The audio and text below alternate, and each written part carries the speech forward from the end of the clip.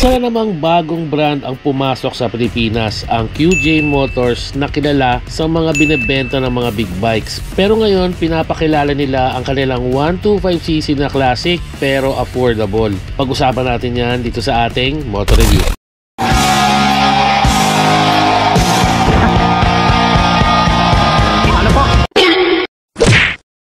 Trending sa social media ang bagong classic scooter ni QJ Motors, ang Torino 125, isang Chinese manufacturer na partner ng Bristol Motorcycles. Kung mapapansin nyo, ang ganda ng kulay niya, kulay dilaw. Bihira lang kasi tayong maglabas ng mga gantong kulay sa mga scooter. Bihirang-bihira tayo makakita. Based sa specs, ito ay isang 125cc, 4-stroke, single overhead cam, single cylinder, air-cooled, and fuel injected.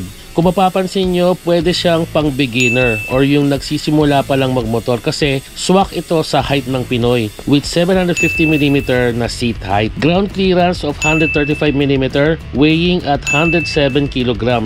Meron siyang 6 liters gas tank, naka-telescopic fork suspension with rear unit swing arm. Disc brake sa harap, drum brake sa likod. 100/90/12 sa harap at 110/90/12 sa likod. Sa features naman, naka semi-digital analog gauge. Naka-LED ang headlight, signal light at tail light. Merong hazard switch at meron din siyang kill switch and side stand switch for safety purposes. May charging port na bagay sa mga Grab Rider, Food Panda, Angkas at iba pang mga delivery aggregators. Naka-shutter lock, malaki din ang compartment. Syempre, di mawawala ang gulay board na napakalaking tulong din sa mga pinamalengke at iba pang mga bagay na pwede ilagay.